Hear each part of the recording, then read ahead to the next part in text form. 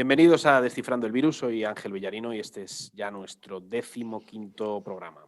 Este programa además va a ser diferente a los anteriores porque en lugar de centrar la atención en el virus, en los virus, nos vamos a dedicar a hablar de quiénes investigan los virus. Más en general vamos a hablar de cómo se hace ciencia en España, de en qué condiciones se hace, de qué estabilidad tienen los científicos españoles a la hora de trabajar, de cuáles son sus recursos, de cuál es la proyección de sus carreras, de cuáles son los obstáculos que tienen comparados con los de otros países del entorno, de las tentaciones que existen para irse a investigar a otro país. En definitiva, de todas esas cosas de las que, por desgracia, casi nunca hablamos y de las que probablemente deberíamos estar hablando mucho más. Como siempre, nos acompaña Estanislao Nistalvillán, virólogo de la Universidad San Pablo CEU, impulsor de este programa. ¿Qué tal estás, Estanis? Hola, aquí estamos. Buenas tardes. También tenemos por aquí, como siempre, a Juan José López Moya, investigador del Centro de Investigación en Agrigenómica del CSIC en Barcelona. ¿Qué tal, Juanjo? Muy bien, dispuesto, como siempre. Y saludamos a Antonio Villarreal, periodista científico del Confidencial. ¿Cómo te va, Antonio? Buenas tardes a todos, ¿qué tal estáis? Los que nos habéis estado siguiendo estos meses habréis visto que hay otra cosa diferente en la pantalla. En lugar de un invitado tenemos tres. Tenemos a Nerea Irigoyen, que es investigadora y viróloga en la Universidad de Cambridge. Muchas gracias por estar aquí, Nerea. Gracias a vosotros por la invitación. Contamos con la suerte también de tener entre nosotros a Idoia Busnadiego, del Instituto de Virología Médica de la Universidad de Zúrich. Un placer tenerte aquí, Idoia. Hola, gracias por invitarme. Y también tenemos a Alba Escalera, que está comenzando su tesis en el laboratorio de Adolfo García Sastre, que recordáis que estuvo aquí en uno de nuestros primeros programas, y no probablemente el primero, en el Departamento de Microbiología del Monte Sinaí. ¿Qué tal estás, Alba? Hola, encantada de estar aquí. Y una vez hechas las presentaciones, empezamos.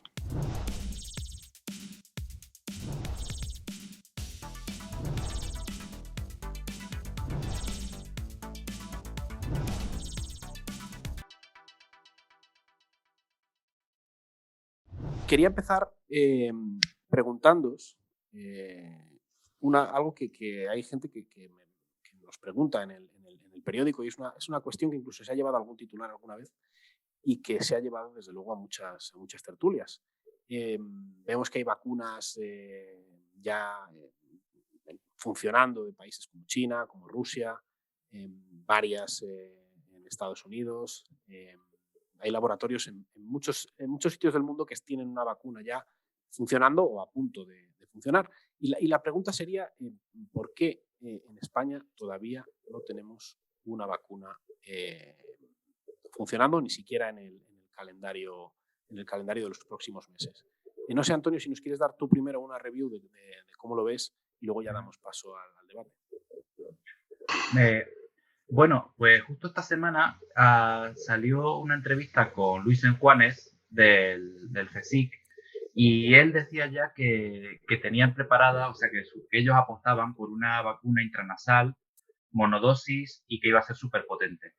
Que, bueno, los seguidores del programa recordarán que alguna vez hemos hablado de este tipo de vacunas, ¿no? Y de que desafortunadamente se han intentado con algunos otros virus y no hay ninguna en el mercado que sea súper efectiva.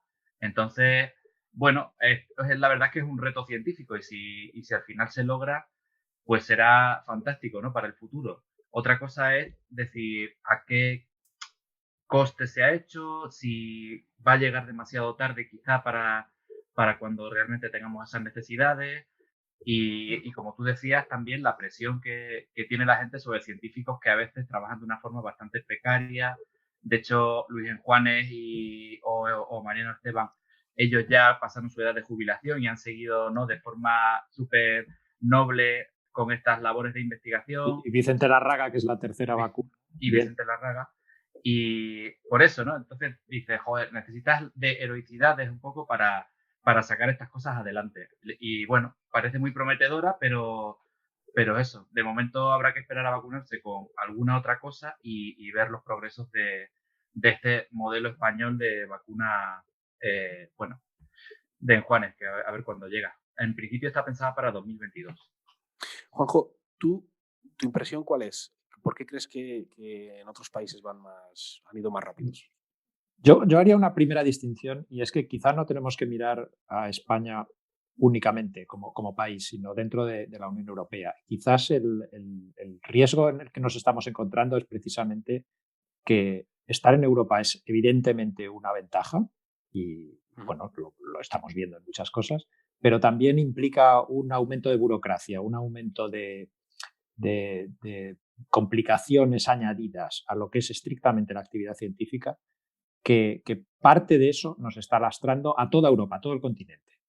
Entonces, la apuesta que se ha hecho por el AstraZeneca, que ni siquiera pertenece ahora mismo a la Unión Europea en su origen británico, quizás ha sesgado mucho lo que se podría haber hecho en otros países, desde mi punto de vista equivocadamente. Pero yo tampoco soy, por supuesto, el que toma las decisiones, ¿no?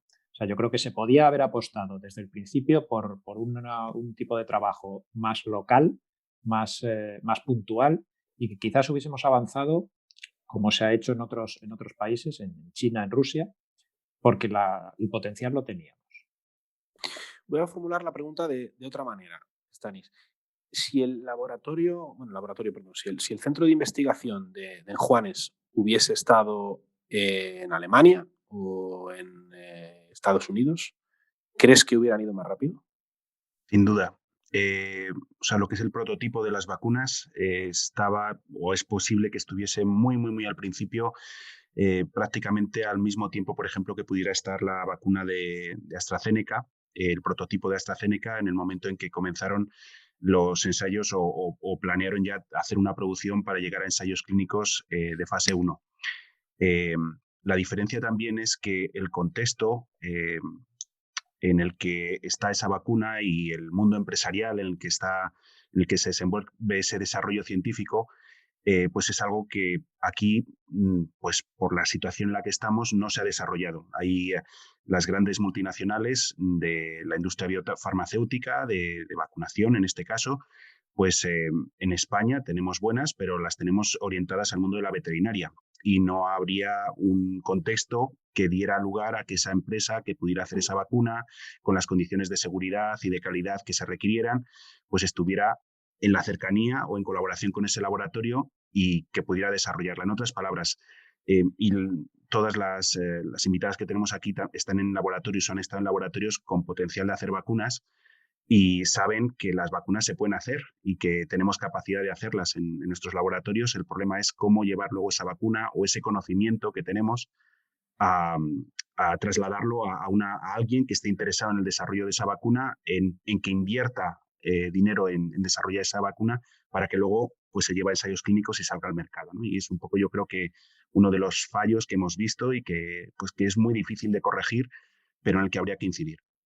Sí, añadir simplemente que eso es parte del ecosistema. O sea, para llegar al mercado no vale solo con tener la capacidad de hacerlo, sino que hay que ir un paso más allá. Y ese paso es lo que dice Stanis, que realmente quizá nos está fallando seriamente. Las tres invitadas que tenemos hoy aquí están trabajando fuera de España. A lo mejor podemos empezar la conversación si nos contáis brevemente cómo fue la decisión de iros fuera. ¿Por qué os habéis ido fuera? Si es que ha sido por razones más bien personales, si es donde habéis encontrado oportunidades profesionales. No sé si quieres empezar tú, por ejemplo, Nerea. Vale, bueno, yo hice mi tesis en el GNB con Idoia, que también está aquí, y yo terminé en el 2009 y entonces, bueno, yo siempre me quise ir fuera, o sea, yo no siento, aunque fuese un poco el momento este de la crisis económica, yo no siento que haya sido un cerebro fugado, o sea, porque yo me quería ir fuera, yo había estado de estancias en Italia, había estado de estancias en Cambridge y sí me apetecía. Entonces, claro, aparte tuve la suerte que pedí una beca postdoctoral que de Wellcome Trust y me la dieron. Y entonces se sabe que eran 250.000 libras durante 4 años. Era mi salario y parte para poder trabajar, con lo cual yo siempre sentí que nunca hice un postdoc, ¿no? Porque fue como que terminé mi tesis y acabé como medio independizándome. Y claro, a ver, una beca de 250.000 libras es algo que hubiera sido impensable, no solo en España, sino probablemente en casi toda Europa y igual incluso en Estados Unidos. Estamos hablando de la financiación que podría tener un grupo. Sí, o sea, 4 años, 250.000 libras, o sea, 300.000 euros, que es más que un plan nacional. Es más, ¿no? exactamente. Sí. Entonces, pues bueno, entonces ya me acabé enganchando un poco en lo que es el sistema británico. También habrá que ver qué pasa con el Brexit, porque también Reino Unido ahora está empezando a quitarse de todos los programas europeos. Entonces, puede que vivamos una especie de situación de crisis que aquí es bastante fuerte. Porque, o sea, yo creo que lo bueno que tiene, por ejemplo, Reino Unido es que hay mucha gente, es muy competitivo, pero hasta ahora ha habido muchísimo dinero. Entonces, yo sentí que me pude independizar en Reino Unido y yo no sé si lo hubiera podido hacer nunca en España. Para entender, para que la gente también que nos está escuchando entienda un poco a qué os referís cuando habláis de las sumas de dinero, estamos hablando de un dinero que las diferencias no son solo salariales o de estabilidad financiera personal, sino que con ese dinero se tiene que investigar. Sí, no son 250.000 libras, no, es en bruto y eso incluye mi salario en bruto más luego poder investigar.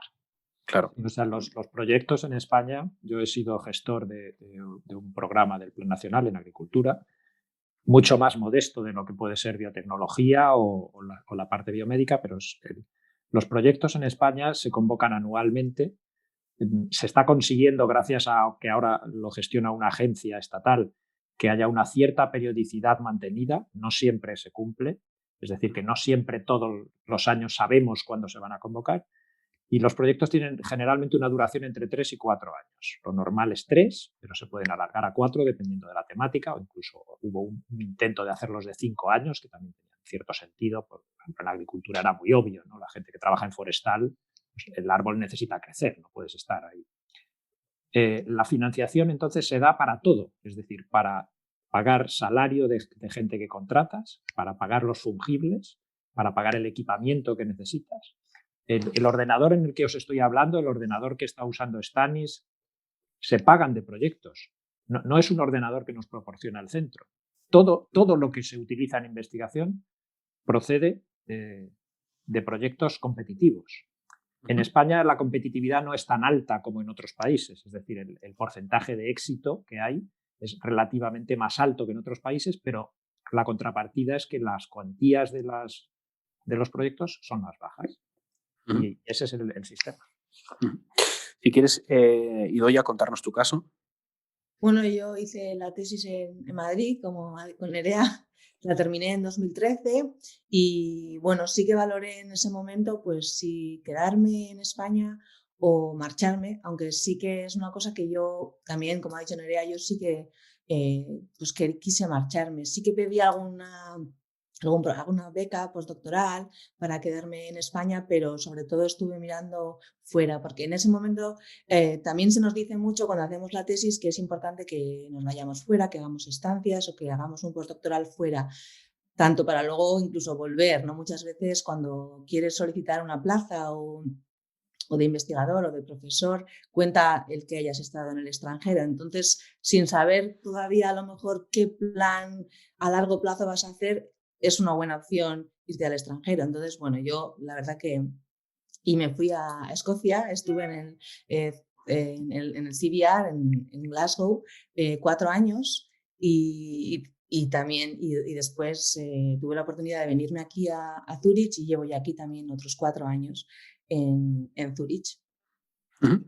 ¿Y Alba? Bueno, yo acabo de empezar, la verdad, o sea, no tengo el recorrido de mis compañeras, pero bueno, hice la carrera allí en Madrid, hice biotecnología, estuve en el Centro Nacional de Biotecnología haciendo el trabajo de fin de grado con Pablo Gastaminza y luego, bueno, me hice el trabajo de fin de máster aquí, pero porque me salió así un poco la oportunidad, fue algo inesperado, hice el máster de virología y luego me vine para acá con Adolfo. Y la verdad que nunca había pensado el hacer un doctorado, una tesis, pero el venir aquí pues me cambió completamente la idea que yo tenía en la cabeza.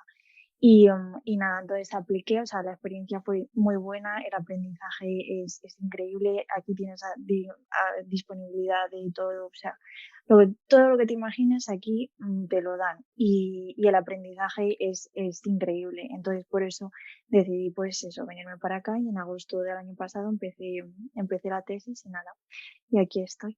Ujú. El paso, os quería preguntar ahora a Juanjo y a Stanis el paso contrario, es decir, la experiencia que yo creo que todos los que estamos aquí además la hemos tenido, cuando tienes una edad, irte unos años al extranjero, unos hemos estado más, unos menos, tiene mucho sentido. Y a casi todo el mundo, a mucha gente le apetece pasar unos años en el extranjero de aprendizaje, incluso ver un poco hacia dónde va tu carrera, ¿no? Cuando estás fuera, ver si quieres mantenerte ahí, pero luego llega un punto en el que surge la pregunta de si voy a volver a España. Y ese paso que vosotros dos habéis dado, no sé cuánto de fácil o de difícil resulta el volver, cuando quieres, pues por lo que sea, por aportar más a tu país, por las condiciones de vida, por temas familiares, cuando por lo que sea quieres integrarte otra vez y volver a tu país, integrarte en la comunidad científica de España. No sé eso qué tal resulta. Si es fácil, si hay que hacer muchos sacrificios económicos y renunciar a cosas que aquí no tienes. No sé si quién quiere empezar. Si me permitís, voy a continuar yo, ya que, bueno, pues terminé el proceso que está empezando ahora Alba en el laboratorio de Adolfo. Uh-huh. Hice allí la tesis, bueno, terminé la carrera. En mi caso, pues me gustaban varias cosas, la inmunología, la virología, y no había muchas opciones en Salamanca y estuve mirando varias opciones y, bueno, pues fui a probar suerte. Encontré trabajo como técnico de laboratorio de Lab Manager. Estuve trabajando allí unos años en el departamento y luego, pues, me puse a hacer la tesis, el mismo programa que está siguiendo ahora Alba, y coincido en lo que ella está diciendo a modo de pues, las cosas, luego viéndolas en retrospectiva, pues allí teníamos todo, ¿no? Y las cosas que veo cuando te pones a montar un laboratorio y a sacar todo adelante, pues es trabajar en condiciones quijotescas y literalmente, o sea, tirando de amigos, tirando de colaboraciones y tirando de mucha imaginación. El gran reto, o lo más fácil que hubiera sido, es continuar la carrera investigadora en Estados Unidos. Había varias opciones, pero en mi caso, pues tengo mucho apego familiar, igual que todos, imagino, pero bueno, pues me sentía en la necesidad de volver y bueno, pues estar cerca de mis padres, que ya estaban mayores, y bueno, pues estar un poco más cerca de ellos, ¿no? Que también considero mi deber. Entonces, en ese sentido, pues a la hora de buscar en qué te puedes reenganchar, terminando la tesis fuera, en el caso de Idoia o de Nerea es distinto, pero terminando la tesis fuera, pues tienes que buscar una beca como postdoc para regresar a España. Y una de las grandes lagunas que hay en el sistema científico español es que España no es un país para postdocs y es un país en el que hay una buena formación como doctorados, hay muy buenos doctores formados aquí que han salido fuera y aquí tenemos tres ejemplos muy buenos.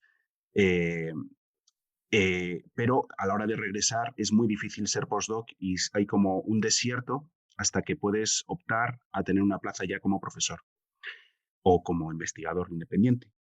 Y entonces, en ese sentido, yo tuve la suerte al venir de fuera, pues de dar con unas becas también europeas, unas Marie Curie, que financian a personas que llevan más de 3 años fuera de España y en reengancharlas con algún laboratorio que está aquí en España y tuve la suerte, me admitieron en el CIMA y bueno, pues estuve en el laboratorio de Gloria González Seguinolaza y bueno, pues ahí estuve 5 años. Y al terminar los 5 años, pues ya era el reto de ¿qué hago? ¿Me hago otro postdoc o me independizo?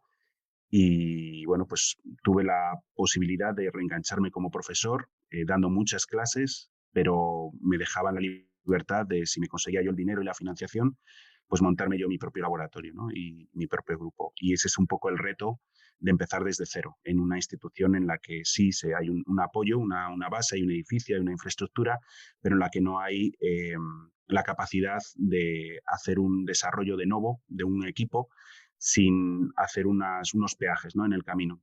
Peajes de, pues, además de tu jornada laboral, en tu tiempo libre, tienes que buscar tiempo para conseguir dinero o echarle tiempo al laboratorio para sacar experimentos adelante, ¿no? Es un poco tener 2 jornadas laborales en la que solamente una día se te financia, ¿no? Entonces, o te paga o te cubre tu salario.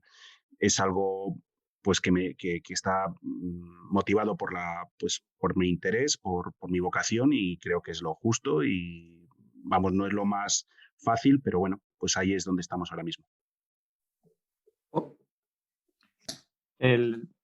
Yo tenía como unas preguntas también para Nerea y para Idoia, y es la sensación de que cuando uno está fuera, y también Alba, ¿no? Aunque Alba está empezando y quizás es más difícil verlo, pero cuando uno está fuera, las cosas son mucho más fáciles de lo que uno conocía de la tesis en España. Y hay un momento crítico que yo lo llamo el punto de no retorno. Y es cuando uno decide si busca el trabajo ya estable en el país en el que está o en cualquier país. El mundo es muy, muy grande y bueno, pues hay oportunidades que pueden salir en los sitios más insospechados. O si decide volver. Y realmente el hueco ese que menciona Stanis y que se podría considerar el postdocalipsis, ¿no? O sea, los postdocs están en una situación terrible porque se les exige todo y se les da muy poco. Se les contrata por unos periodos muy cortos, la financiación es más cara, o sea, lo tenemos que pagar de un proyecto y por lo tanto el proyecto no puede aportar más allá de 2 años. Y en el mejor de los casos, bueno, pues una Marie Curie efectivamente está muy bien, pero también están tasadas en el tiempo, son 2-3 años, no es más allá. Y en ese tiempo se les exige demostrar ya prácticamente todo. Publicar mucho, obtener financiación propia, tener ideas independientes y originales. Ese punto de no retorno es crítico, es cuando uno decide si quiere volver o no. Y a veces volver pues cuesta. ¿Vosotras cómo lo veis? Bueno, sí que es verdad que cuando te vas fuera de repente te das cuenta que hay cosas que de repente son más fáciles, ¿no? Que antes no te planteabas porque eran obstáculos que dabas ya por hecho, ¿no? Como utilizar muchísimo tiempo libre para pues, pedir financiación o para preparar cosas, experimentos. O sea, es como si fuera una especie de lujo el investigar, no es solo un trabajo, es como si fuera un privilegio, que lo es porque nos gusta lo que hacemos, pero en España, y cuando te vas al extranjero, sí que hay veces que hay cosas que encuentras como que investigar, pues yo me he sentido a veces un poco como que investigar sí se considera como un trabajo. Este es tu trabajo, también hay temporalidad en el extranjero, no es todo de repente jauja. Fantástico, sí. Pero sí que la consideración del investigador es una cosa que yo sí que me he dado cuenta que es como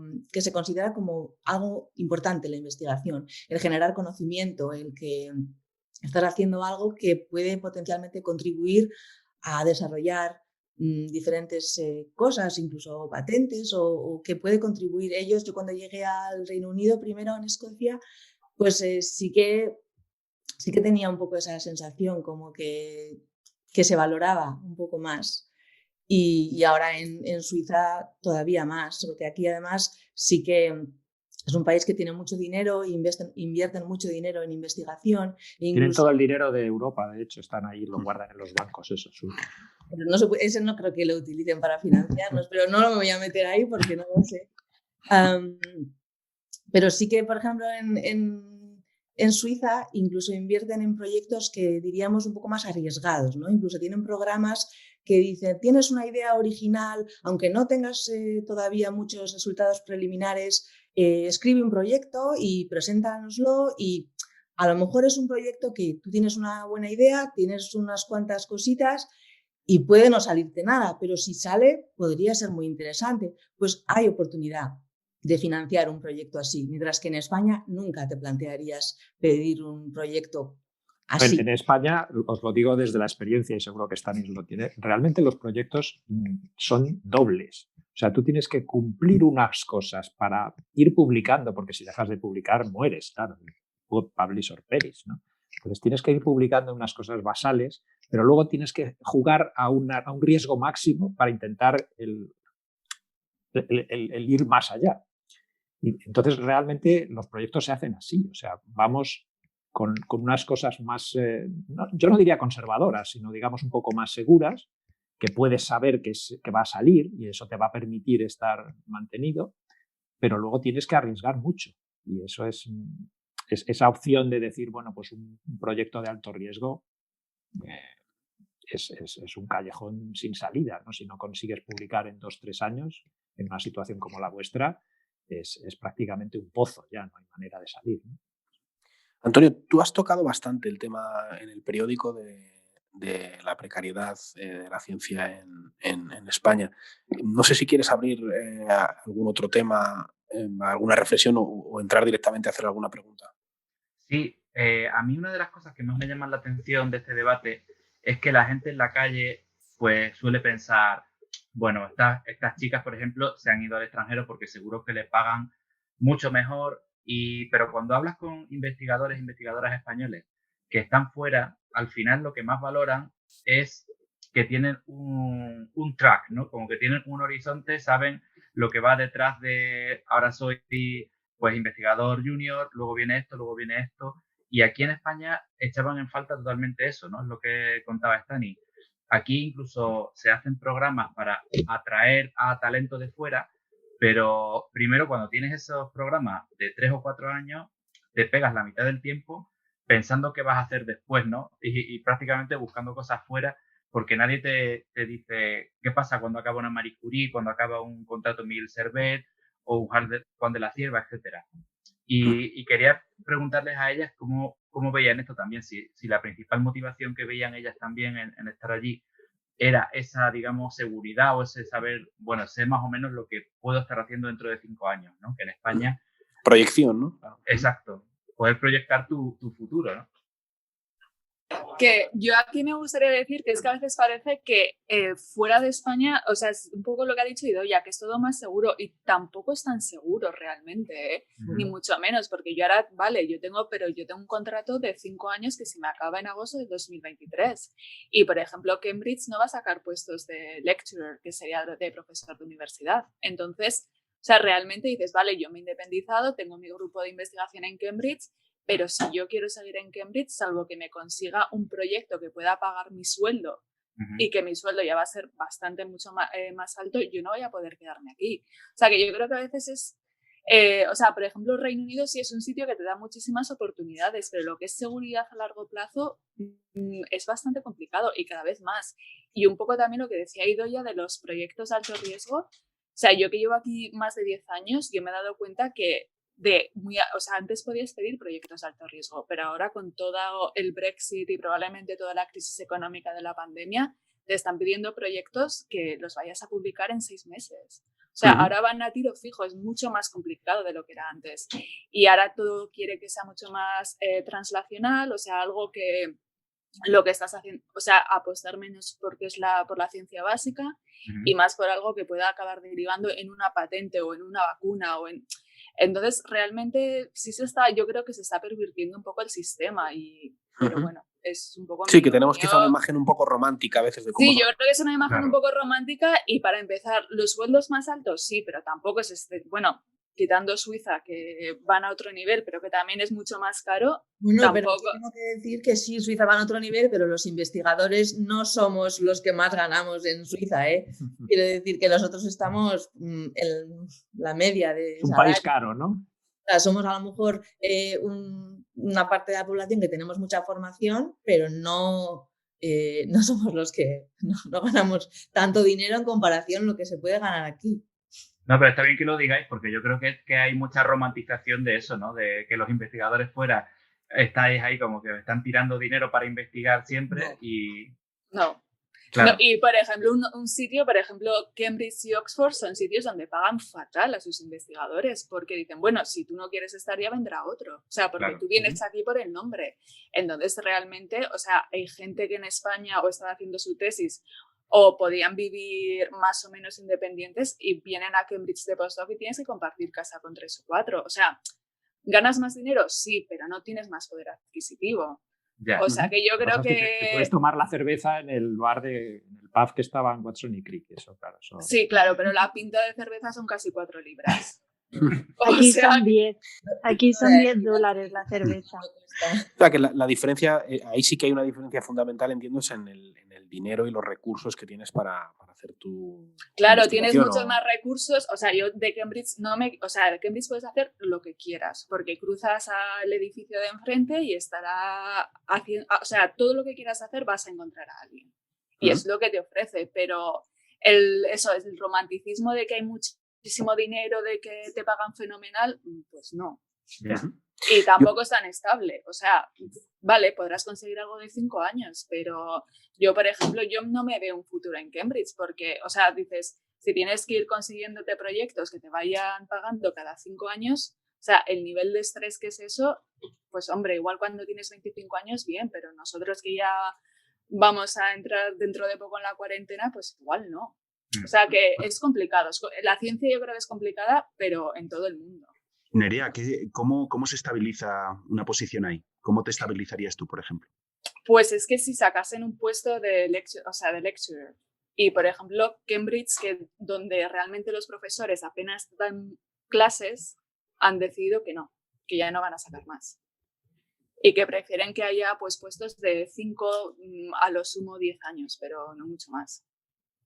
Hay que tener en cuenta que es que las universidades británicas también demandan muchísima financiación y que se vienen tiempos muy complicados.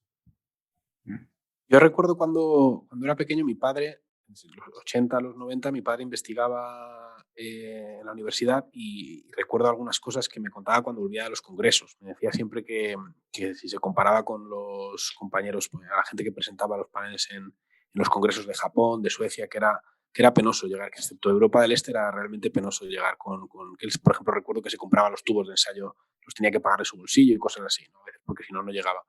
Yo no sé si ha habido algo de convergencia, es decir, si España de aquellos tiempos está mejor en respecto a otros países de lo que está ahora, o si se ha hecho todavía más grande la diferencia entre los recursos que hay para investigar en un país como Suecia, como Japón, o como Suiza, o como el Reino Unido, y los que hay en España. Si eso va a mejor o va a peor. Yo no tengo experiencia, a lo mejor Juanjo, ahí tuviste un poquito antes que yo cómo lo viviste en la época de la tesis. Por edad, ¿no? No lo he querido decir así, pero... No, pero es cierto, o sea, yo hice una estancia durante la tesis, me fui la primera vez a Estados Unidos y luego no he parado de volver, claro, o sea, luego fui de postdoc allí, me quedé 3 años y después, en cuanto he tenido oportunidad de sabático, me vuelvo, porque realmente pues yo creo que lo que ha hecho Alba lo que hizo Stanis en su momento es muy buena idea, porque realmente las condiciones allí son muy buenas, también porque estamos hablando de un país que es continente. A Brasil le pasaba un poco igual, o sea, Brasil en su momento tuvo suficiente dinero y empezó, pero no ha llegado a ese nivel. Pero es un país que son continentes, son tan grandes que tienes todos los escalones, tienes universidades del nivel de Oxford y Cambridge, tan buenas en Estados Unidos, pues claro, te vas al MIT o te vas a las universidades del mismo nivel, pero luego tienes un escalón inferior de universidades que absorben un montón de puestos de trabajo de calidad. Es decir, académicamente quizá no todo el mundo podemos estar en Oxford y Cambridge, no todo el mundo vamos a ser Sir David o caballeros del Imperio Británico o no vamos a tener la posibilidad de ser un premio Nobel, pero tienes oportunidades en el país. En Estados Unidos hay muchas universidades de, llamémosle, segundo rango, y un segundo rango muy alto, o sea, que comparan perfectamente con las universidades españolas, donde se puede hacer muy buena investigación y de hecho se hace muy buena investigación. Sin embargo, en Europa se está intentando eso, pero no se ha logrado. Y de hecho es muy preocupante lo que nos estáis contando tanto de Inglaterra como de Suiza. Suiza este año es la primera vez que se ha quedado fuera del horizonte Europa, ¿cómo se llama? Horizonte Europa 2020. Y es un error, ¿no? Porque supongo que entrará, o sea, quizá tarde un año más, pero acabará entrando en esa opción. Israel nunca se ha salido, Israel no es Europa, pero siempre ha estado en los proyectos europeos. Lo de Reino Unido es una incógnita tremenda, porque todos tenemos unos vínculos inmensos con el Reino Unido y yo creo que ellos no los quieren perder. Estoy seguro de que la Universidad de Cambridge está intentando mantener. No los quieren perder, pero el gobierno británico se está yendo.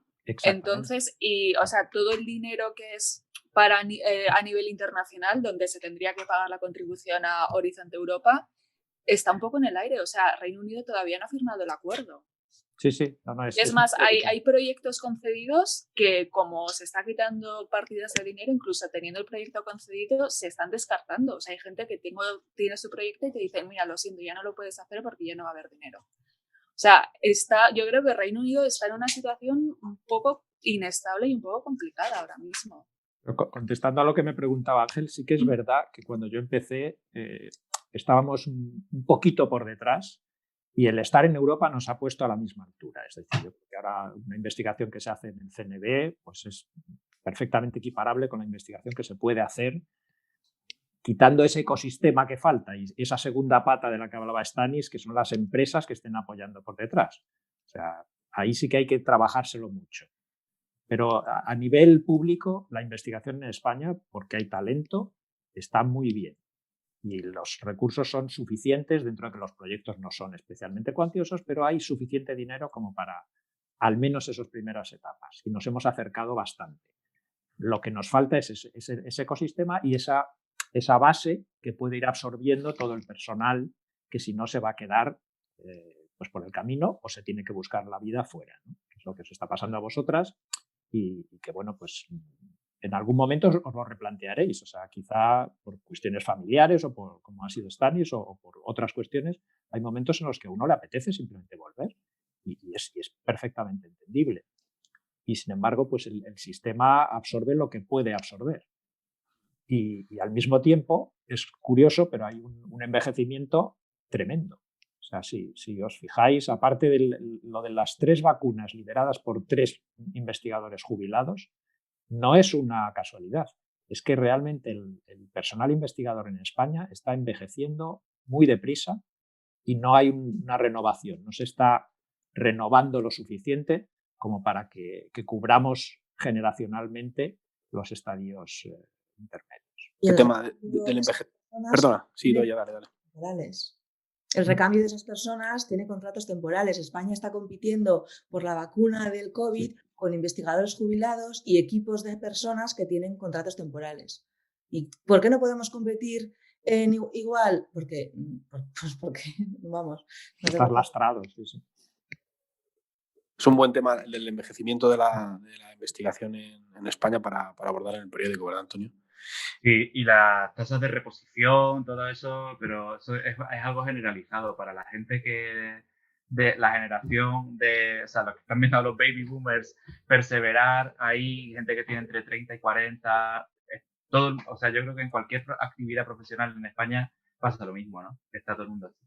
Os quería preguntar, porque vemos cada vez que entre las principales universidades y centros de investigación, cada vez hay más centros de Asia. Y vosotras, evidentemente, como hicimos nosotros, también optamos cuando salimos todavía por Europa y Estados Unidos. Pero os quería preguntar si en vuestro entorno estáis empezando a ver cómo compañeros vuestros empiezan a mirar hacia esos países, hacia Corea, hacia China, hacia Singapur, o si vosotras mismas lo veis también como una posibilidad a un futuro no muy largo. Yo personalmente no me voy a ir tan lejos, pero sí que tengo compañeros que han valorado Singapur, Japón y otros países. Sí que lo oyes más. Lo que también pasa siempre muchas veces que trabajas en un proyecto y de repente viene alguno que no te esperabas, algún chino y ¡pum!, te lo publica. Eso nos ha pasado a todos. También. Es que eso, cuando estabais hablando, estaba pensando también en esto, que es una pregunta muy relacionada a lo que dice Antonio. Decís que se está deteriorando las condiciones en las que se investiga en Europa. Por vuestra experiencia directa lo estáis viendo. Yo no sé si ese espacio lo está ocupando alguien. Hablabais de Israel, por ejemplo, hace un momento, y probablemente lo que me imagino es que se está ocupando en parte también por la investigación asiática, y no sé si la australiana o habrá algún otro país que esté despuntando, pero no creo que la carrera sea estable, ¿no? Que habrá algunos que lo estén haciendo mejor. Estados Unidos no se bajará, o sea, digamos, todavía. Y de hecho el cambio de administración en Estados Unidos probablemente han pasado unos años difíciles para... Se note.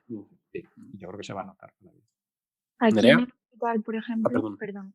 No, Dale, yo dale, iba Alba. solo a puntualizar que aquí sí que es verdad que ahora con todo el tema del coronavirus, bastantes PIs o investigadores principales se han vuelto, que eran asiáticos, pues se han vuelto a Japón, se han vuelto a China, y sí que es verdad que también viene mucha gente asiática, pero hablando un poco, retomando lo que hablabais antes, la mayor parte de gente, y Stanis lo sabe, que hay en el laboratorio y en general en el hospital son españoles, y son todos gente que está haciendo un postdoc, la mayoría, porque aquí sí que es verdad que tienen más proyección, pues tienen más posibilidad, tienes un contacto muy estrecho pues con todas las empresas de biotech, de farma, un montón de colaboraciones, y luego sí que es verdad que a largo plazo no tienen pensado irse a Asia ni nada de eso, sino quieren volver a España ya con una posición un poco más pues estable, si la pueden encontrar, y muchos al final acaban quedándose porque las condiciones que hay aquí pues no las hay en España.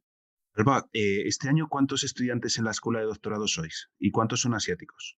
¿Y cuántos son americanos? Eh, En la escuela de doctorado no lo sé. En el PhD mío, que es de Biomedical Sciences, somos unos 50. Eh, Americanos hay. Y asiáticos, te puedo decir que como un tercio, la mitad, un tercio y la mitad. Y además ha habido mucho problema porque no, con el tema de la pandemia hemos tenido que estar fuera haciendo las clases y todo, y ellos no han podido venir y estaban en Asia la mayoría, pero un montón de gente asiática y americanos no tanto, pero asiáticos más. Yo es una cosa también, cuando yo empecé éramos 30 y algo, ha subido un poquito, pero era muy curioso que había, y no sé si pasa lo mismo en Suiza o en el Reino Unido, pero había muy pocos americanos nativos queriendo hacer el PhD o el MD-PhD, el doctorado o una modalidad que hay en Estados Unidos que mezcla doctorado y Medicina. especialización de medicina. Eh, pero que es un poco un reflejo también de lo que supone el mundo de la investigación en Estados Unidos, que no es tan atractivo como otras profesiones desde el punto de vista a lo mejor económico, y que son posiciones que ocupan personas muy, muy, muy, muy válidas que vienen de otros países. Yo recuerdo, y seguramente te pasa lo mismo, Alba, había muchos asiáticos que eran verdaderas enciclopedias andantes, pero luego se expresaban fatal. No te Nada, sabían, no entienden nada, sí, sí, la igual verdad que sí. que te sabían, no el libro de memoria, el Alberts, pero controlaban mucho, mucho. Sacaba muy Sí. buena nota en física y muy mala en inglés, ¿no? Eso, Estás insinuando. sí, y es una tendencia que aquí en España todavía no se ve. No sé si el Reino Unido o Suiza es lo mismo, pero me llama mucho la atención. Creo, Reino Nerea, Unido, que se te había sí. quedado algo por decir. Sí. Ya no me acuerdo. Pero de lo que estáis diciendo, sí, o sea, sí que aquí hay mucho estudiante asiático. Pero también hay mucha gente que, o sea, por ejemplo, Singapur ha tenido durante mucho tiempo programas bastante buenos de mandar estudiantes a hacer la carrera y los doctorados a Reino Unido, a las universidades de élite, con la condición de que luego tengan que volver a Singapur y pasar el mismo tiempo que han estado en Reino Unido en Singapur trabajando. Es algo que, por ejemplo, Portugal durante un tiempo también hizo. Entonces había muchísimos estudiantes de doctorado portugueses que luego volvían a Portugal. Luego, cuando llegó la crisis económica, pues Portugal ya descartó ese programa. Pero yo creo que eran programas muy, muy buenos y sobre todo son, vale, te están pagando durante 3-4 años. Las tasas, por ejemplo, en Cambridge, de alguien que venga de Singapur, son 20.000 libras al año. Entonces, claro, la mayoría de la gente eso no lo puede pagar, pero lo pagan tus gobiernos, siempre y cuando luego tengas que volver a tu país a devolver, ¿no?, lo que han dado por ti. Y también es una manera que si te dan un programa de esos que son muy competitivos, realmente tienes trabajo durante 7 años. Bueno. O sea que yo creo que es algo que igual sí, igual los países europeos tendrían que plantearse también para que hubiera más movilidad y para que no sean, por ejemplo, España, que es un exportador neto, ¿no?, de doctores, sino que exporte predocs e importe doctores también. Tenemos tiempo para abordar una pregunta más. No sé si a alguien se le ha quedado algo en el tintero. Yo sí tengo curiosidad de lo que has comentado de China. Sí que es verdad que ha habido un momento en el que algunos españoles se han ido allí y las condiciones eran excelentes. O sea, yo he visitado algunos laboratorios de españoles en Shanghái y bueno, era espectacular, ¿no? O sea, las condiciones que les ponían simplemente por no ser locales. O sea, era una manera de atraer talento, no diríamos como fuera, porque realmente eran buenos profesionales, pero se les apoyaba muchísimo. Y sin embargo, quizás eso no ha cuajado lo suficiente porque es muy difícil, ¿no? Es una cultura tan distinta que irse allí, en fin, montar una familia allí, pues implica unos sacrificios Yo personales. no sé si habrá ocurrido lo mismo que en otros sectores con el tema de la ciencia, pero los chinos tenían un programa muy potente de atraer extranjeros en todos los ámbitos y daba muchas facilidades en cuanto a visados, o sea, pagaban mejor a los Sí. extranjeros y tenían además incluso tipos de visado y de programas para atraer extranjeros, y ese proceso que estaba pensado con los planes quinquenales chinos de una manera muy racional, pero también muy cruel hasta cierto punto, porque se trataba de traer gente, atraer el talento, y una vez que las industrias ya funcionan por sí solas, con chinos que están formados en lo que necesitan, dejan de necesitarlos y empiezan a cancelar incluso visados. Y es posible, no sé, seguramente dependa de en qué proceso esté cada área. Si ya tienen formados a X mil chinos y no necesitan traérselos de fuera para formar a los siguientes, pues esos programas probablemente se hayan cancelado. Yo sé que eso ha pasado en cosas como la economía. Sí, en el caso de la agricultura sí Tecnología. que hubo unos planes para que nunca más tuviesen una hambruna. Claro. En China era muy problemático. Entonces ahora realmente es un país que produce alimentos suficientes y tienen certeza de que no van a tener situaciones de hambre. Sí, incluso tienen un banco de carne, por ejemplo, de cerdo congelada, que la van sacando para manejar el precio. Tienen millones Sí, de sí, cerdos congelados. Pero bueno, no nos vamos a meter en otros, en otros asuntos, que suficiente tenemos con la biología. ¿Alguna cosita más? ¿O damos paso ya a la segunda parte? Antonio, Stanis. Nada, yo simplemente el comentar eso, que el gran reto, que es algo que se ha tocado, yo creo, un poco superficialmente por la complejidad también que tiene, pero el gran reto de volver a en todos los momentos. Hemos hablado de volver como postdoc, no hemos hablado de qué es lo que supone volver como PI, o qué es lo que supone pues volver o venir aquí a hacer la tesis, ¿no? Es algo también que lo hemos tocado un poco de refilón. Y, y en ese sentido, pues también no solamente la universidad debería de ser un lugar que asumiera a esas personas y que hubiera espacio en la universidad, porque hay personas que pues por edad, por su carrera científica, pues tienen ya una posición trabajada y lograda, pero se encuentran, y lo hemos visto, lo hemos vivido como se ve cuando hay promociones y cuando hay oposiciones, por ejemplo, para una plaza, pues que muchas de las personas que optan a esa plaza son personas que tienen un currículum, o muchas de las personas que optan esa plaza juntas, todas ellas tienen currículums mejores que muchas de las personas que están en el tribunal y que ocupan posiciones pues ya destacadas, ¿no? en el campo. Y que no estoy diciendo que sea más justo o menos justo, simplemente pues ponerlo como contraste, ¿no? Y que, bueno, pues que de alguna manera tiene que crearse un cultivo y unas bases para que haya un hueco para que toda aquella persona que quiera intentarlo, pues que tenga unas oportunidades que no sean como las que se hicieron hace unos años, en las cuales se fomentaba el regreso. Y bueno, pues todos conocemos a personas que estuvieron aquí con lo de retorno del talento investigador, dichoso, estuvieron aquí 4 años y que cuando se acabó la beca tuvieron que volverse otra vez, ¿no? Porque no se le dio continuidad, entre otras cosas. Así que nada, simplemente quería comentar eso.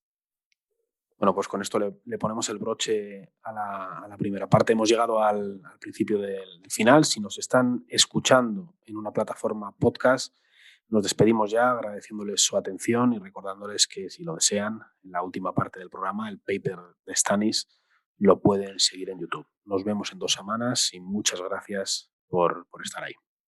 Y a los que seguís por aquí, os dejo en manos de Stanis. Todo tuyo. Bueno, pues lo que quería comentar hoy es un artículo que es antiguo, además con los tiempos en los que estamos, pues parece que ocurrió hace siglos, pero solamente ocurrió pues un paper que salió hace aproximadamente pues 3/4 de año, que tiene que ver, o me acordé de él, por pues, una de las problemáticas que están surgiendo estos días, y también hablándolo con Idoia, pues me lo hizo, me lo trajo el otro día a raíz del programa que hicimos el episodio pasado, que es el tema de la vacuna de AstraZeneca y si era segura o no era segura, lo de los efectos secundarios, y me vino también a la mente pues un comentario o un Twitter que tuvimos en el chat del Descifrando el Virus, que fue una sonada respuesta de una brava investigadora inmunóloga a un reportero de televisión que le preguntó sobre la idoneidad o no de usar paracetamol y que si era obligatorio o lo obligaba, o bueno, pues el gobierno o de dónde venía eso, ¿no? Y a raíz de eso, pues decidí proponeros el artículo en el que se habla de la seguridad y de los efectos asociados a la vacunación con la vacuna de AstraZeneca, ¿vale? Y en este sentido voy a compartir la pantalla. ¿No la veis? ¿La veis? Sí. Sí. Vale, pues es este artículo, ¿vale? Que, como decía, se publicó ya en julio del año pasado en The Lancet, y que es la fase 1-2 del ensayo clínico, la fase de ensayo clínico 1-2 de la vacuna de AstraZeneca, que está basada, como bien sabéis, en un adenovirus que expresa de manera recombinante la proteína de superficie del SARS-CoV-2. Es una proteína en principio que no está modificada, como pues, alguna de las que se están administrando con otras vacunas, no está congelada en su estado prefusión, que le da cierta estabilidad, sino bueno, pues tiene las características que tiene, ¿no? Y en este sentido, pues una de las cosas que intentaron probar en este ensayo clínico, pues era lo que se prueba en estos tipos de ensayos, es que si tiene pues algún efecto adverso, si tiene alguna toxicidad, y al ser un fase 1-2, pues también ver qué capacidad tiene esta vacuna a la hora de inducir lo que se busca con esta vacuna, que es la inmunidad, ¿no? Entonces, no voy a entrar mucho en detalles, pero simplemente comentar que el ensayo clínico se planteó usando pues, dos vacunas, ¿vale? Que sería la que generó AstraZeneca frente al SARS-CoV-2, basada en este adenovirus recombinante, este vector adenoviral.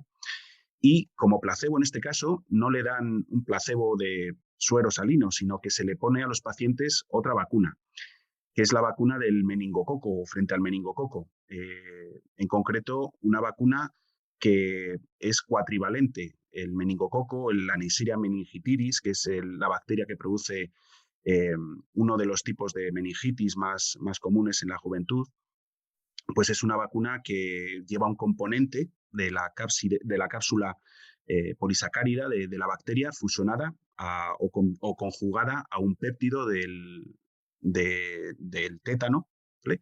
No significa que nos vacunemos frente al tétano, sino que es, bueno, pues el componente vacunal lleva un trocito de proteína de Clostridium tetani, combinado con el polisacárido, con la vuelta de azúcares que tiene la bacteria en torno a sí, ¿no?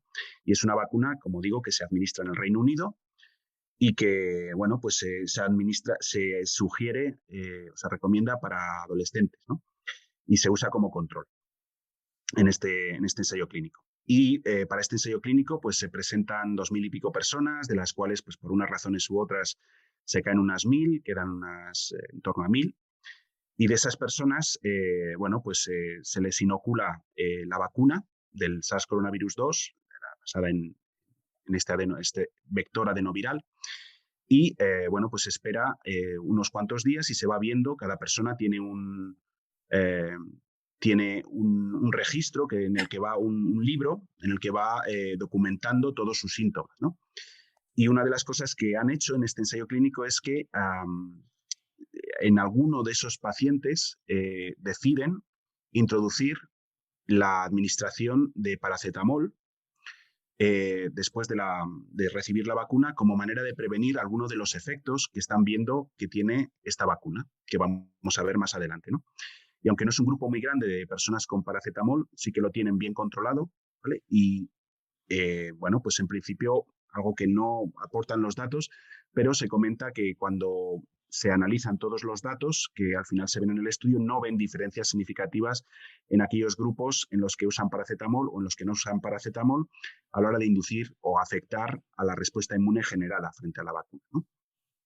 Y bueno, pues en este sentido, el paracetamol, por cierto, lo administran o lo sugieren un gramo cada 6 horas durante las 24 horas después de la vacunación. Es lo que se usa en este ensayo clínico. Bueno, comentar que la vacuna que usan deciden usar una dosis que han probado anteriormente como una buena estimuladora de la respuesta inmune y que es 5 por 10 a la 10 partículas virales, ¿no? Y también junto a eso, pues después de hacer la inoculación, pues hacen distintos grupos y de cada grupo toman sangre. De alguno de los grupos toman sangre, en alguno de ellos la usan para determinar cuántos anticuerpos hay en esa persona frente al virus, cuántos de esos anticuerpos son neutralizantes, pueden neutralizar al virus o pueden neutralizar a partículas pseudovirales que contengan la proteína de superficie del virus, y si hay anticuerpos que neutralicen a esos virus verían un efecto a la hora de prevenir la infección. Y bueno, pues los efectos asociados a la inyección, ¿no? Voy a hacer la pantalla un poquito más pequeña. No sé si tenéis algún comentario. Yo quería preguntar una duda. La vacuna que se pone que no es placebo, la vacuna contra el meningococo, la población que se estudia, ¿están ya todos vacunados en su adolescencia contra el meningococo o hay gente que no está vacunada o se diferencia de alguna manera si hay esas personas, algunas ya las recibieron en su momento o es algo totalmente nuevo? En principio, alguna de esas personas tiene que tener la vacuna, ¿vale? Hay una figura, en la figura 3, O sea, en pero la que no diferencian esos dos grupos, los que la tenían o las que no. Todos son el grupo del meningococo, de la vacuna. Eso es, sí, no lo diferencian. Eso es. Aquí en la figura, cuando hacen una inoculación, veis que hay algunos pacientes que ya tienen anticuerpos frente al meningococo. No se sabe si son porque se han vacunado, no lo he visto reflejado en el texto, igual lo ponen suplementario. No es una vacuna que esté en los programas de vacunación normales. Claro, O sea, la del meningococo está en España, sí que está. Sí, claro. Sí. Pero es para niños. Pero quizás los más adultos no la recibieron porque en su momento no estuvo. Es posible, sí, efectivamente. Claro, luego Sí. eso es lo que miden en ese grupo, en el grupo que recibe esa vacuna. Claro, no sé si sería interesante diferenciar quién ya estuviera vacunado y quién no, a la hora de ver el efecto que pueda tener la vacuna. Claro, sí. No corona, la otra. Sí, La sí. reactogenicidad cuando La ya... reactogenicidad, eso es. Eso es lo que de alguna manera podría condicionar a la interpretación de esta figura que tengo aquí delante, ¿no? La voy a hacer un poquito más grande, no sé si la consigo encajar. Ahí. Vale. A la hora de ver los efectos de la vacuna en las personas vacunadas, en la parte de arriba, en estas dos filas, tenéis las que están vacunadas con el vector adenoviral frente al SARS-CoV-2, ¿vale? En la parte de arriba es sin paracetamol, la parte de la segunda línea es con paracetamol. En la tercera línea lo que tenemos es la vacuna frente al meningococo sin paracetamol y la cuarta línea, la vacuna, pero a la que en los pacientes, después de administrar la vacuna, se les sugiere tomar paracetamol. Y como veis, hay dos gráficas, la que viene luego es de síntomas a nivel sistémico, pero lo que tenemos aquí serían síntomas a nivel local, en el lugar de la inyección, ¿no? Pues yo qué sé, si se endurece la zona de inyección, si pica, si duele, si se pone roja, si se inflama, si duele a la hora de cuando le pones el dedo encima del lugar donde se ha inyectado, ¿vale? O si sienten pues calentura, ¿no? en esa zona. Y como veis, tenéis aquí el porcentaje de personas que reaccionan con todos estos síntomas que tenéis aquí. Y como veis, las dos vacunas, tanto la frente al SARS-CoV-2 como la del frente al meningococo, son reactogénicas. En todas ellas, en torno al día después de vacunar o 2 días después de vacunar, en el caso de la del SARS-CoV-2, esto se puede alargar algún día más, tenemos al menos dolor en el lugar de la inyección y el dolor que se manifiesta si ponemos el dedo, si presionamos la zona de inyección, ¿vale? En torno al 60% de las personas tienen esta reacción, esta reactogenicidad. Con lo cual, bueno, pues una de las cosas que se decía al principio de, bueno, la vacuna no hace nada. Bueno, pues sí hace algo, pero a ver, una cosa es que esto sea exclusivo del SARS-CoV-2 o que sea exclusivo de la vacunación o que sea algo asociado a la vacunación. Y como podemos ver en esta figura, pues puede ocurrir con otras vacunas, no es exclusivo del SARS-CoV-2, ¿no? Es una de las primeras cosas que me parecen interesantes. Yendo a la segunda figura, como os decía, esta ya entra a valorar los efectos sistémicos. Pues eso, si las personas tienen escalofríos, fatiga, fiebre, sensación febrícula, dolor de cabeza, dolor en las articulaciones, malestar, dolor muscular o náuseas, ¿no? Y como vemos, pues también tanto la vacuna frente al SARS-CoV-2 como la vacuna frente al meningococo son reactogénicas y producen fatiga. Y en el caso de la del SARS-CoV-2 se puede ver que, bueno, pues da algo más de reacción que la del meningococo. Algo que no comenté antes... Una cosa para daltónicos, el colorcito amarillo quiere decir que son síntomas suaves, ¿eh? O sea, aunque sea un porcentaje alto, porque luego según va oscureciéndose hacia el rojo, ya son, pues esos casos severos, pero es que hay muy pocos, ¿no? Sí. Y otra cosa que no comenté, en el lugar de la inyección, cuando se toma paracetamol, pues se pasa, por ejemplo, con paracetamol, recordamos que era la primera fila, pues se pasa de tener una sintomatología de dolor en la zona de inyección de en torno al 60, pues bajamos al 40 en el día 2, después de que es cuando más reacción da, ¿no? Pues sería uno de los síntomas o en la hora de reducir la cantidad del dolor en el área de inoculación, pues puede ser una solución o algo que va a mitigar esos síntomas.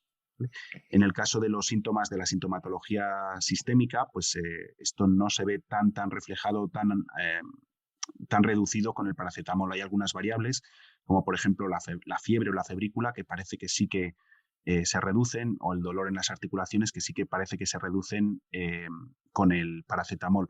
Pero tampoco es que sea una diferencia muy grande, ¿no? Entonces, pero sí que hace algo. La otra cosa que observan es, bueno, pues algún grupo de pacientes muy pequeñito les ponen 2 dosis, ¿no? Y comparan pues el efecto de la vacuna frente a la primera dosis a la hora de pues en el lugar de la inyección o sistémico, qué pasa después de la primera dosis o qué pasa después de la administración de la segunda dosis. Y se observa que la reactonogenicidad ocurre sobre todo después de la primera dosis. En esos pacientes que reciben la segunda dosis, el efecto es más leve, ¿no? Y ocurre también con los efectos sistémicos. Cuando tenemos la segunda dosis, esos efectos son mucho más leves o el porcentaje de personas con síntomas es mucho más bajo, ¿no? El número, de todas formas, es muy bajo, pero bueno, la tendencia parece muy clara. ¿Tenéis algún comentario o alguna cosa que os haya parecido curiosa? ¿Es la misma formulación de las dos vacunas? No. Como decía anteriormente, el vector adenoviral está basado, es un vector recombinante que expresa el gen del SARS-CoV-2 y es un componente pues, pseudoviral. ¿Vale? Es una partícula pseudoviral. Sí, pero me refiero a coadyuvantes que puedan tener. O sea, en el fondo, vale, tienen como placebo la otra, pero tampoco es la misma formulación ni los mismos... Pues eso no te lo sé decir, no lo sé. Y no lo he visto, de hecho me he tenido que ir a otro artículo para ver, porque hay varias vacunas frente a Neisseria meningitis, y me tuve que ir a otro artículo para saber cuál era en concreto la que estaban usando en este caso, y no llegué al detalle de la formulación. En este artículo no lo ponen, desde luego. Pero sería esperable, o sea, digamos un buen diseño habría sido intentar usar como placebo, como comparativa, o sea, una vacuna comparativa la que tuviese al menos unos adyuvantes similares y fuese lo más parecida, ¿no? Sí, para no asignarle, o sea, que la única diferencia fuese el antígeno específico. En el artículo comentan que han usado una vacuna o han probado una vacuna muy similar, basada en una construcción muy similar, frente a gripe, por ejemplo, y pues en este sentido a mí también me hubiera gustado que hubieran usado esa, pero bueno, por la razón que sea, decidieron usar la del meningococo. O el vector vacío, digamos, ¿no? Sin expresar O el vector vacío, porque, efectivamente. porque hasta qué punto esa reactogenicidad es por el vector, por el adenovirus, y no por... Claro. Pero me imagino que no han usado el vector vacío para que no crees anticuerpos, para que luego si te vuelven a poner la segunda dosis, o sea, si te la tienen que poner de verdad. Luego te tienen que vacunar, claro. Sí. Pues no esos voluntarios, digamos, estarían perjudicados, ¿no? Porque habían, ya. Y es muy curioso eso que comentáis, porque lo comenta en la discusión al final, hacen el estudio para ver si estos pacientes tienen anticuerpos frente al adenovirus de simio, de chimpancé, y descubren que algunos pacientes sí que tienen. O sea, que a pesar de ser de chimpancé, pues no sé por qué razón, pero hay algunas personas que tienen anticuerpos por haber estado expuestos o al virus o, pues, bueno, a proteínas del virus.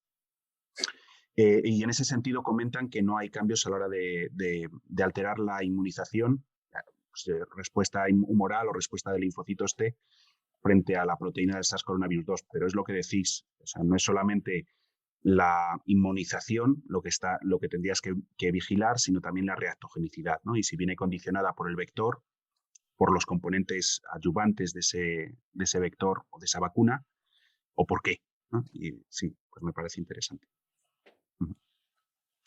Vale, las otras cosas que miden en el artículo pues es tratar de determinar la respuesta humoral, cuántos anticuerpos se generan después de determinados días después de haberse vacunado. Y bueno, pues tenemos en esta gráfica los anticuerpos que se generan frente a... he comentado antes una cosa y no la he comentado bien. ¿Vale? Los anticuerpos que veis aquí no son los anticuerpos frente al meningococo, son anticuerpos frente al SARS-CoV-2. O sea que no he respondido bien a la pregunta que me estabais formulando al principio.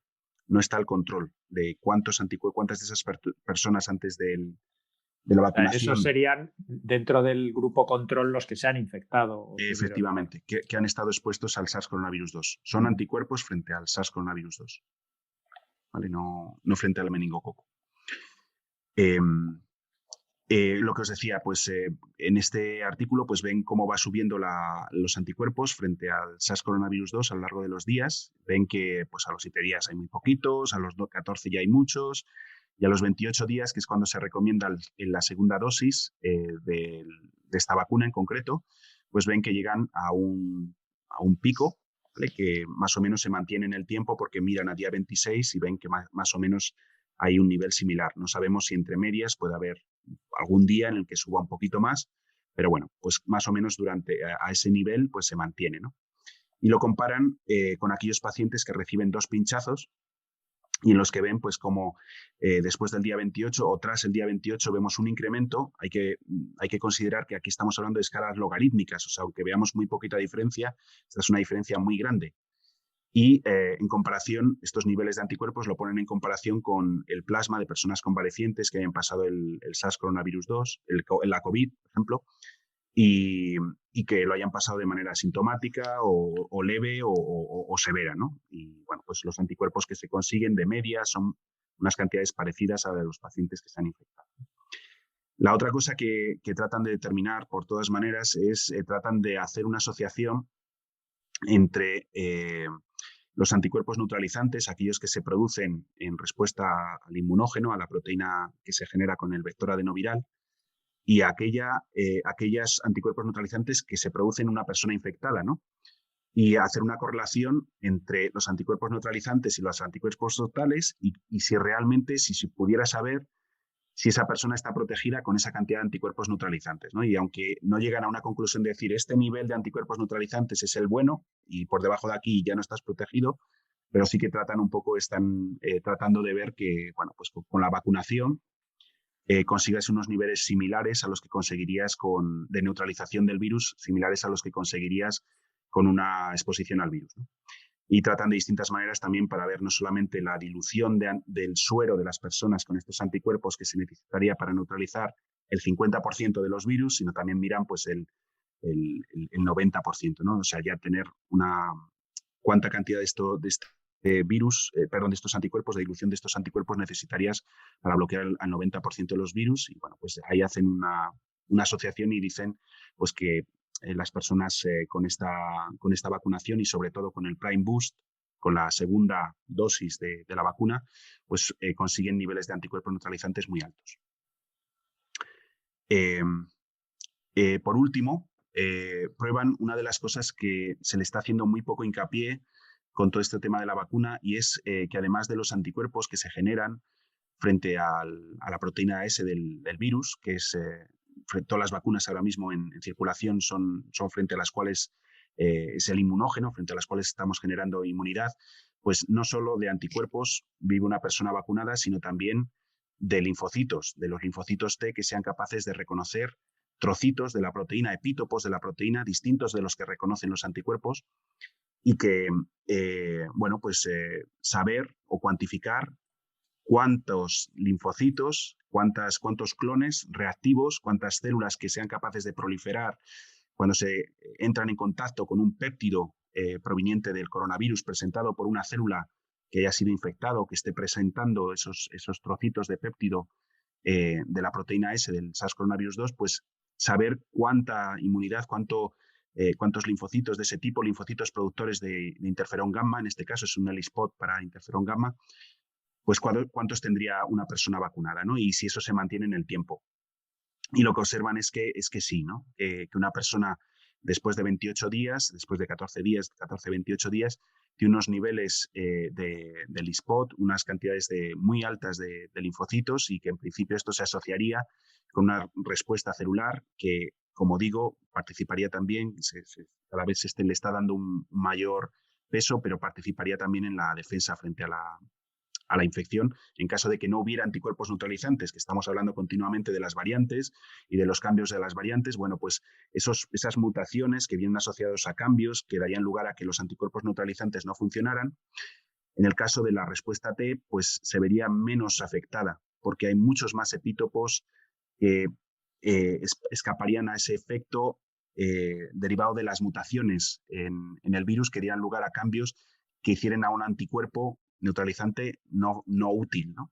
Y bueno, pues que puede ser muy interesante a medio y a largo plazo para que en caso de que nos hayamos vacunado, nos hayamos infectado y nos volvamos a infectar y nuestros anticuerpos no funcionen, siempre tendríamos en la retaguardia pues linfocitos T de muchos tipos que podrían ser capaces de participar en la defensa frente a la infección.